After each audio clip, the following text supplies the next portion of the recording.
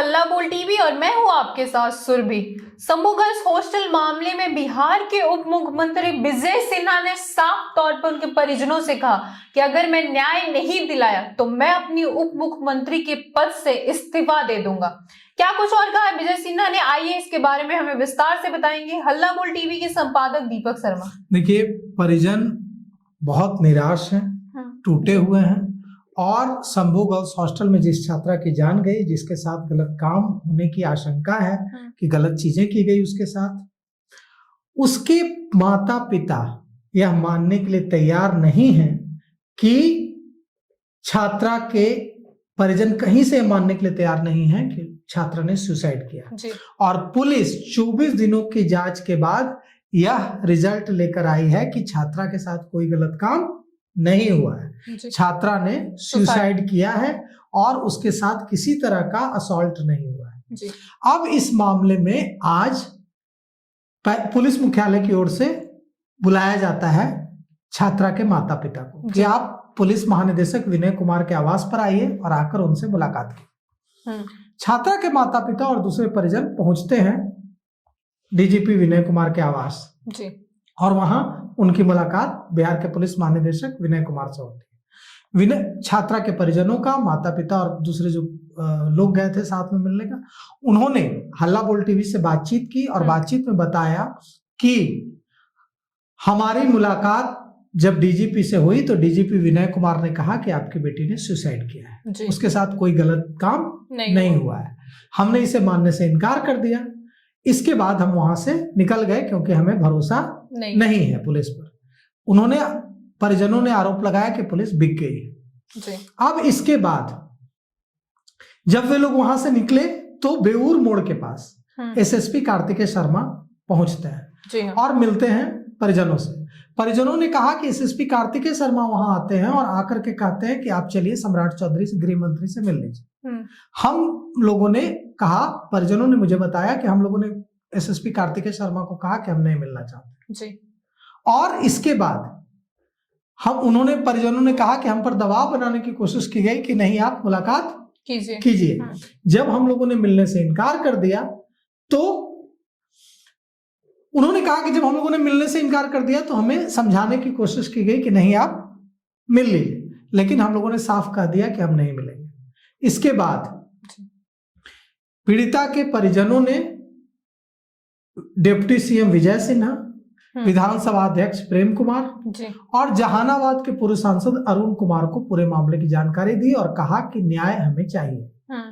पीड़िता के परिवार के लोगों ने हल्ला बोल टीवी को बताया है कि विजय सिन्हा ने वादा किया है, बिहार के उप मुख्यमंत्री विजय सिन्हा ने पीड़िता के परिजनों से वादा किया है कि हम छात्रा को न्याय दिलाएंगे और सच सामने लाकर रखेंगे। यह भी वादा किया है कि अगर न्याय नहीं दिला पाए तो उप मुख्यमंत्री के पद को छोड़ देंगे, त्याग पत्र दे देंगे। लेकिन छात्रा के जो परिजन हैं उनको यह वादा किया है कि हम न्याय दिलाएंगे। अब विजय सिन्हा ने इतना बड़ा वादा अगर किया है तो इसका मतलब बहुत बड़ा मायने है इसका।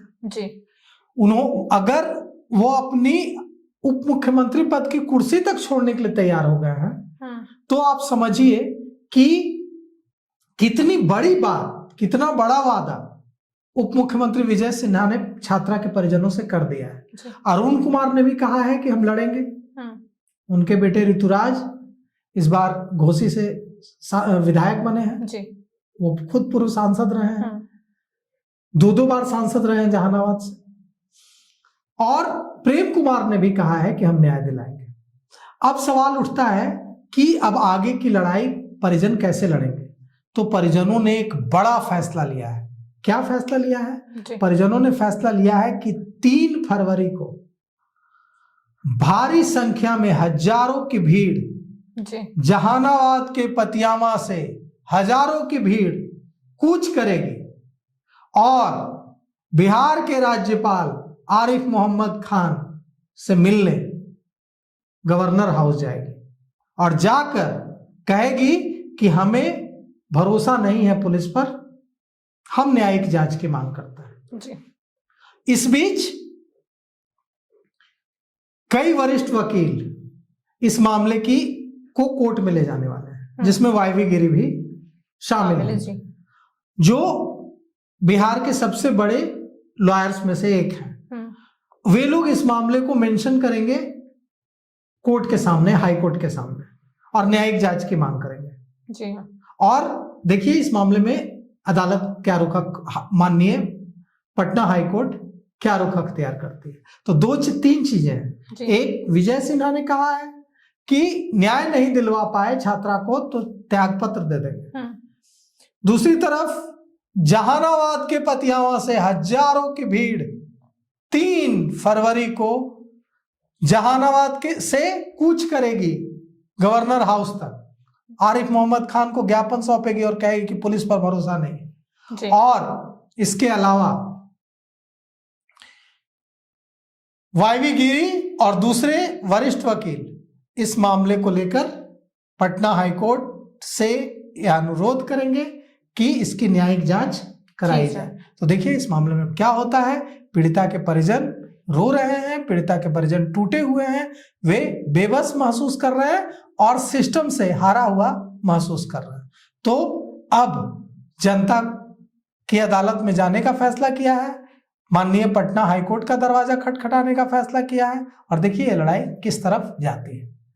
डिप्टी सीएम विजय सिन्हा ने साफ तौर पे कह दिया कि वो न्याय पीड़िता के परिजन को दिला के रहेंगे, नहीं तो वो अपने पद से इस्तीफा दे देंगे। अब देखना होगा कि ये केस में और क्या कुछ देखने को मिलता है। इसको लेके आपकी क्या राय है, हमें कमेंट करके जरूर बताएं। फिलहाल इस पेशकश में इतना ही। तमाम खबरों के लिए देखते रहे हल्ला बोल टीवी। धन्यवाद।